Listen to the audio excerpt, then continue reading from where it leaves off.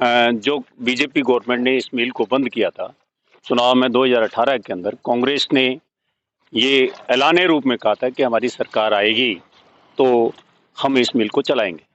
हमने अभी नवंबर के अंदर जो 17 सूत्री मांग पत्र दिया था, उसमें पहली मांग हमारी ये थी कि कांग्रेस अपने वायदे को पूरा करे और मुख्यमंत्री अशोक गहलोत, राजस्थान की सरकार जो वायदे किए हैं उनको पूरा करे, चाहे वो स्पिनिंग मिल मामला हो चाहे कोई और हो।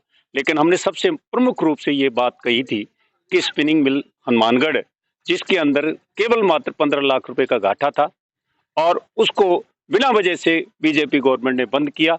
कांग्रेस ने भी इस बात को, कांग्रेस सरकार का वादा था कि स्पिनिंग मिल को चालू किया जाएगा, बीजेपी ने बंद करवाई थी। कांग्रेस ने चालू करने का आश्वासन ही अभी तक 4 साल से चल रहा है और विधायक के द्वारा एक पत्र लिखने के बाद आगे कोई कार्रवाई नहीं बढ़ाई है। लोगों के दिल के अंदर मलाल है कि आखिरकार स्पिनिंग मिल कब चालू होगी। सुनाते हैं आपको आगे कामरेड राम कुमार क्या बता रहे हैं इस स्पिनिंग मिल की कहानी और क्यों बंद हुई, कैसे बंद हुई, सुनिए। किया कि ये मिल बंद लायक नहीं थी, इसको चलाया जाना चाहिए और हमारी सरकार आएगी तो चलाएगी। हमने विनोद जी से भी बात की, इस यहाँ के लोकल जो विधायक हैं, कि आपने भी ये कहा था कि हमारी सरकार आएगी तो हम इस मिल को चलाएंगे। लेकिन एक बार पूछने के बाद में विनोद जी ने कहा नहीं नहीं, ऐसा तो हमने कहा नहीं। हमने फिर पलट के कहा कि विनोद जी आपने कहा था, और उस बात पर उन्होंने लिख के भी राजस्थान की गवर्नमेंट को कहा कि मिल चलाई जाए, मिल चलाने के कुछ आधार भी बने। समझ में नहीं आ रहा, राजस्थान की गवर्नमेंट तैयारियां के बाद, ये सारी की सारी तैयारियां हो चुकी थी, मैं भी मिला गहलोत जी से कि मिल चलाई जाएगी, लेकिन जो अंतिम दौर के अंदर जो बजट आना चाहिए, पिछले बजट में भी हमने वेट किया कि सरकार शायद इस मिल को चलाने का बजट दे। अभी जो बजट आ रहा है, हम ये कहना चाहेंगे कि सरकार अगर इस मिल को चलाने का बजट देती है तो इस इलाके के अंदर जहां नौजवानों को रोजगार मिलेगा, किसान को आज भाव जो अदमे का नहीं मिल रहा है कि मंडी के अंदर 350 रुपये पर क्विंटल के हिसाब से आज नरमे के रेट टूट गए हैं। और अगर नरमा कपास जो है, इस इलाके का एक ये कपास प्रधान जिला है हनुमानगढ़ और गंगानगर, यहाँ की उत्तम जो नरमे की फसल जो है उत्तम मानी जाती है पूरे एशिया के अंदर, और धागा इस हनुमानगढ़ स्पिनिंग मिल का एशिया के अंदर 1 नंबर का था। इसका नाम था हनुमानगढ़ स्पिनिंग मिल का, जो इन्होंने बीजेपी की गवर्नमेंट ने, और रहा जिसकी उम्मीदें थी कि कांग्रेस की सरकार इस उम्मीद को पूरा करेगी, वो लगता है चकनाचूर होने जा रही है। हम पुनः मांग करते हैं कि राजस्थान सरकार इसको चलाए। इस मिल में कितने कर्मचारी लगभग काम कर रहे, कितनों को रोजगार मिला हुआ? इसमें पहले स्टार्टिंग के अंदर जो 86 से लेकर 94 तक 1500 लोग काम करते थे, 1500 से लेकर 1800 तक काम करते थे। लेकिन ऑटोमाइजेशन के बाद में 750 लोग काम करते थे, और निश्चित तौर पर ये अगर मिल चलती है 750 लोग तो ये काम करेंगे।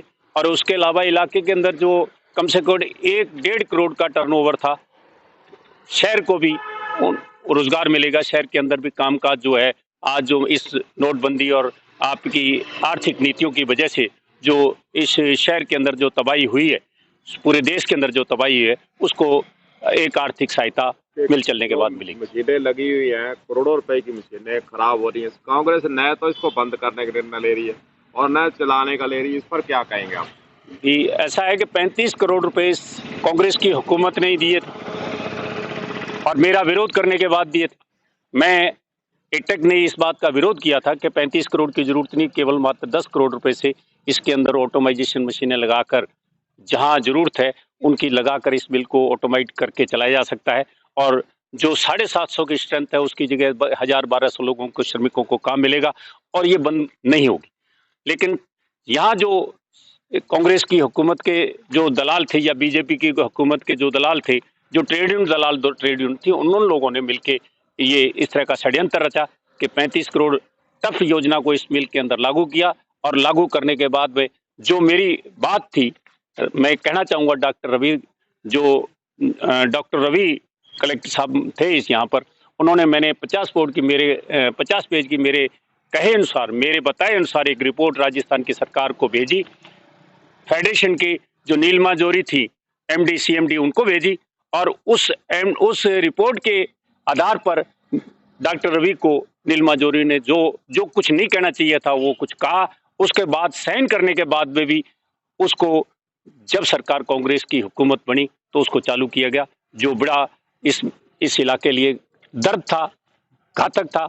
और ये मिल जो आज करोड़ों की लागत से पैसा लगाकर आज बंद है, और इस मिल को चलाया जा सकता है केवल मात्र 5 करोड़ रुपए, 6 करोड़ की।